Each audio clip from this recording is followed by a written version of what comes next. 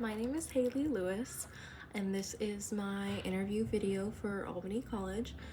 I think I'm gonna read the questions because I feel as if I can read them and answer them like we're having a back and forth. So, the first question is, there are many post-bac programs out there. Why do you feel you need a post-bac program, and what drew you to apply to Albany College? So I believe I need a post-bac program because while I have a strong foundation in biology and my clinical experience, my undergraduate GPA does not fully reflect my ability or my potential as a future physician, I feel. A post-bac program gives me the opportunity to demonstrate my improvement, my readiness for the rigor of med school. I was drawn specifically to Albany College, mainly because of the online program and its reputation, small class sizes, and strong faculty support. I've been in contact with an advisor, I believe. She has called me a few times, and she talks a lot about how there is I think you get paired with an advisor throughout your entire time here, and that is a really big thing for me. I found some professors pretty late in my bachelor's who really helped me learn a lot of things about myself and help with my education as a whole. So having strong faculty support is really important to me. And then the flexibility of the online format allows me to balance my coursework with my responsibilities while still fully being committed to the program. I also have ties to the East Coast because I was born there.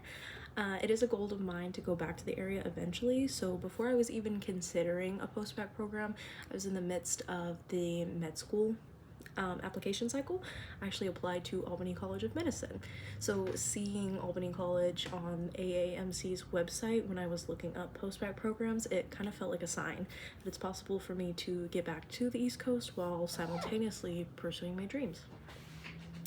So the second question is, what are your goals for the post-bac program? What areas of your health profession school application do you feel you need help with? So my main goal is to strengthen my academic record, as most people are with their as most people have with their post-bac program. I want to strengthen it by showing that I have consistent success in this rigorous curriculum. I had what you would call ups and downs during my bachelor's. I had A's, B's, C's, D's, and even some retaken coursework.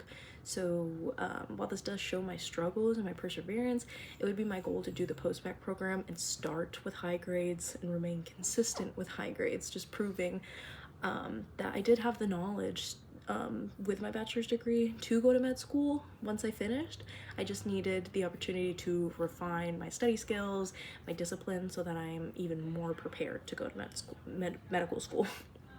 And then as far as my application, I definitely need to improve my GPA and my MCAT performance. I believe the post-bac program will not only strengthen these areas, but also demonstrate to future admission committees that I've matured academically and I can handle this advanced coursework. So the third question, as a full-time online program, how do you plan to ensure your success? So I plan to ensure my success by treating this program with the same structure as an in-person program. I will dedicate set hours to lectures, readings, assignments. I'll use detailed scheduling to stay on track, the same I did with my bachelor's. I also know the importance now of seeking support. Like I said before, I plan to actively engage with my faculty, with my peers. I learned pretty late in my bachelor's that I could get help from professors, so I know that from the start now. I think that will set me up for even better success. I also have experience taking online classes synchronously and asynchronously, so it's not a new format to me. Also, my past experiences of balancing work and school has taught me the discipline I need to manage my time. And if anything, the online format grants me more time to study and learn because there will be no commute. So 4, explain your 2 greatest strengths and one area you need improvement. I would say my greatest strength is determination. If there's one thing I have, it is determination. My journey has not been linear, but I've never let those setbacks stop me. Instead, I view my challenges as motivation to keep moving forward. Another strength is my ability to connect to people. I feel as if I'm really empathetic, and this kind of leaks into all aspects of my life. My clinical experiences have taught me that the importance of empathy and communication, you can't get it anywhere else. You need these. which I know these are essential qualities for a physician. An area I need to improve, though, would be pacing myself. In the past, I have rushed through some things, important steps, not listening to my advisors about overloading my coursework, because I felt too determined to end my bachelor's at a set time. Education has always felt like there was a timer attached to it for me. I don't know if it was because there's other people around me, sometimes younger than me, succeeding, and it can be intimidating, but I'm learning now to slow down, be more intentional, focus on long-term consistency as opposed to short-term results. The fifth question is challenges, obstacles faced. When faced with an obstacle or challenge, how do you work to overcome it? So the biggest challenge of my life, I would say, is unlearning my own selfishness, our own inherent selfishness as humans, honestly. So for a long time, I would get stuck feeling sorry for myself, focusing on what I didn't have. I grew up in a really unstable house. I lost my grandparents, my guardians, and I went through periods of being homeless, and I had little support. And these things stack up. It was really easy to get stuck in the rut of asking, why me? So after some time, I realized life isn't just about me. It's a very hard pill to swallow at first, since it always felt like things were happening to me. Me. So once I shifted that perspective, I was able to use my struggles in a more positive way. One of the most transformative moments, I would say, was supporting one of my closest friends through his HIV diagnosis. It's still ongoing, but when it first happened, I was there for him when he found out, and then continuously helping him manage his appointments, his medication, and just being a safe space for him to experience the anger and the sadness of such an unfair diagnosis. This showed me that my challenges hadn't just taught me how to endure, they had equipped me to be able to guide and comfort others facing their own difficulties.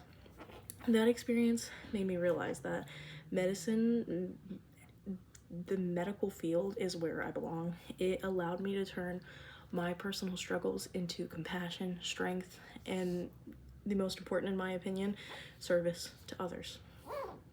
So what I've learned from overcoming these obstacles is that resilience isn't just about pushing through for yourself, it's about growing in a way that lets you lift others up too.